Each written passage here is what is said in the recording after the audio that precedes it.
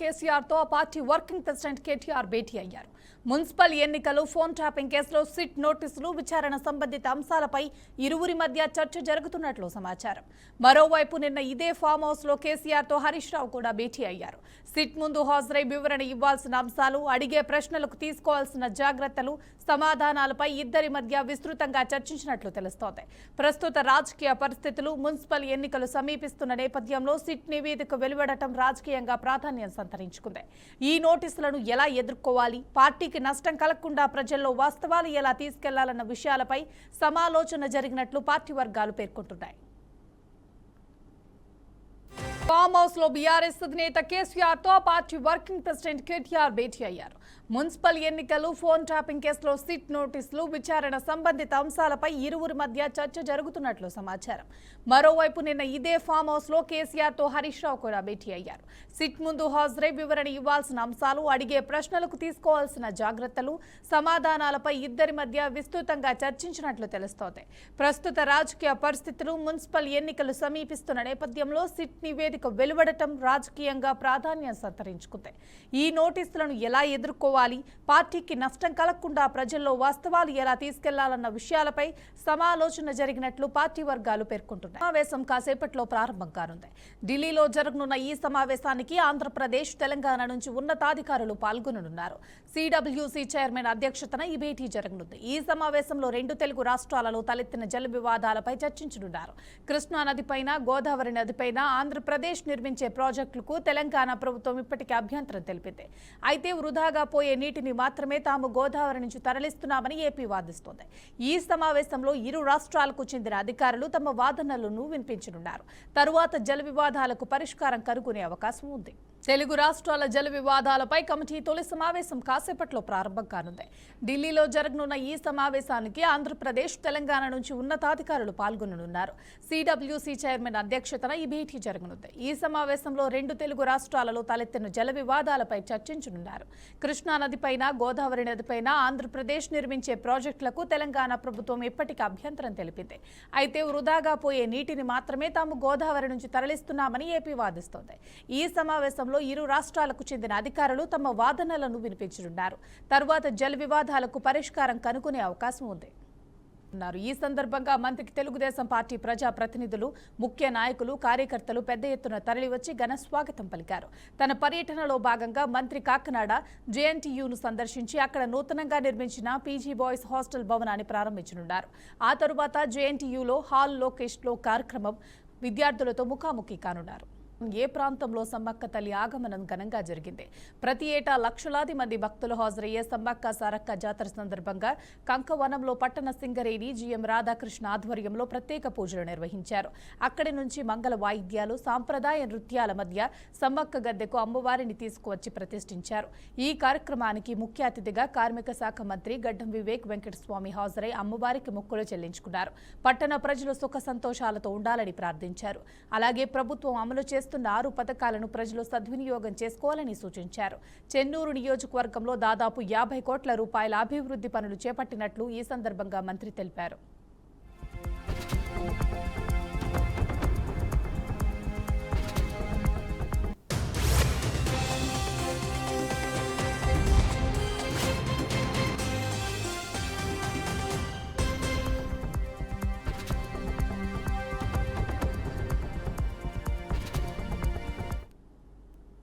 ఇక్కడ గద్దెల దగ్గర ఉన్న మొత్తం ఈ ఏరియా అంతా కూడా నీట్గా చేసి ఇక్కడ సుమారుగా ఒక 500 లైట్లు పెట్టడం జరిగింది.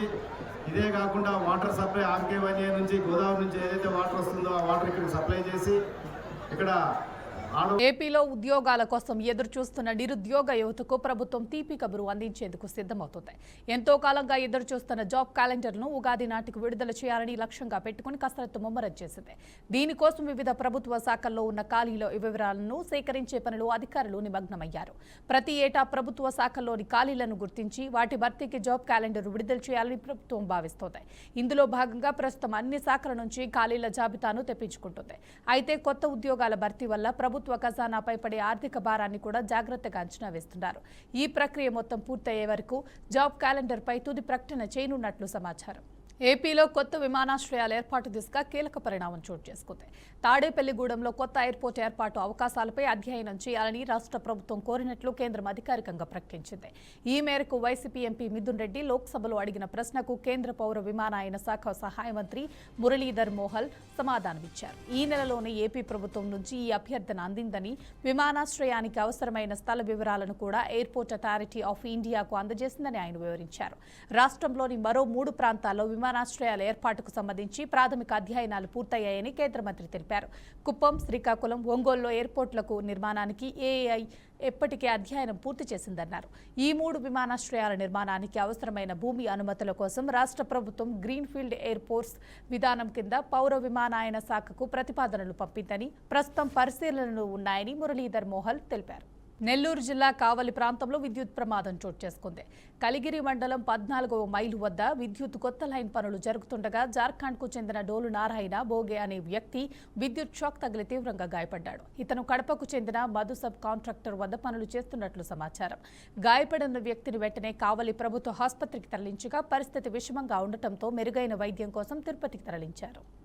తిరుమల లడ్డు వ్యవహారంలో సిట్ ఇచ్చిన నివేదికలో ప్రసాదంలో జంతువుల కొవ్వు కలవలేదని తేల్చింది.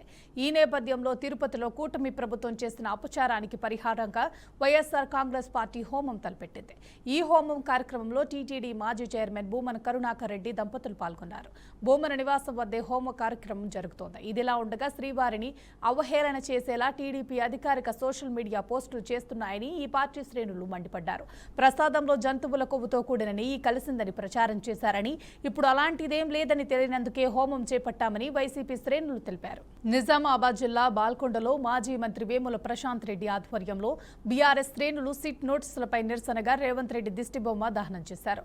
వేల్పూర్ మండల కేంద్రంలో జరిగిన నిరసనలో వేముల ప్రశాంత్ రెడ్డి కాంగ్రెస్ ప్రభుత్వాన్ని తీవ్రంగా విమర్శించారు.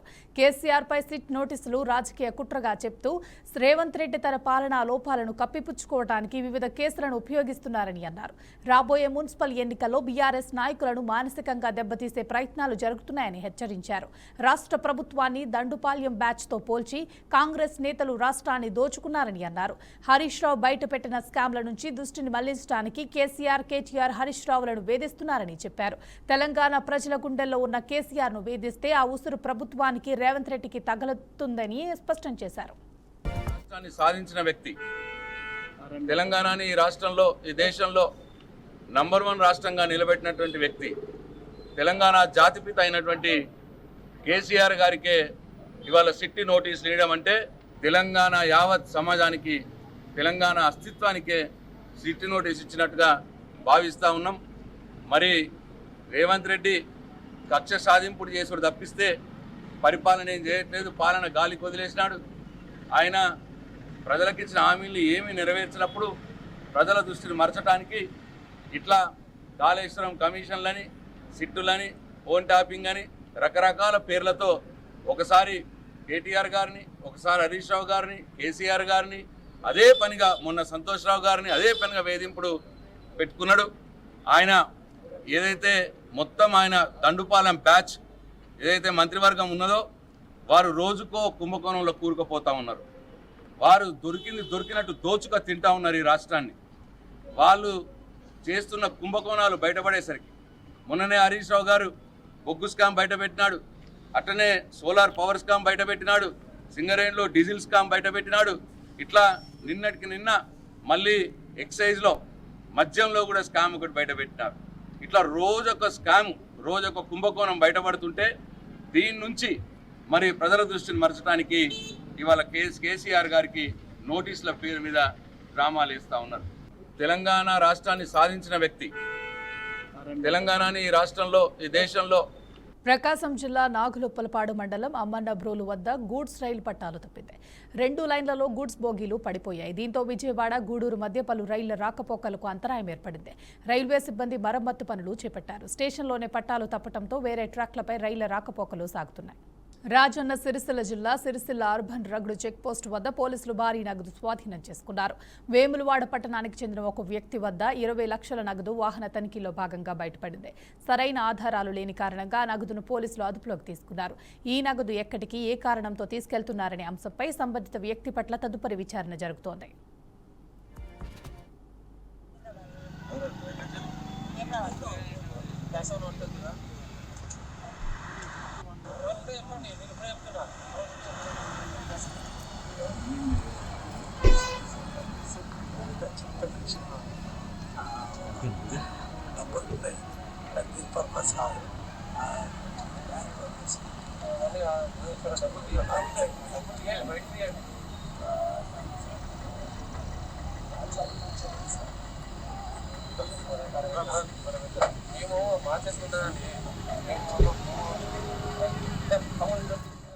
నెల్లూరు జిల్లా దొత్తలూరు మండల కేంద్రంలో క్షుద్ర పూజలు కలకలం రేపాయి. మండల కేంద్రంలోని హైస్కూల్ సమీపంలో క్షుద్ర పూజలు నిర్వహించిన ఆనవాళ్లు కనిపించడంతో స్థానికులు భయభ్రాంతులకు గురవుతున్నారు.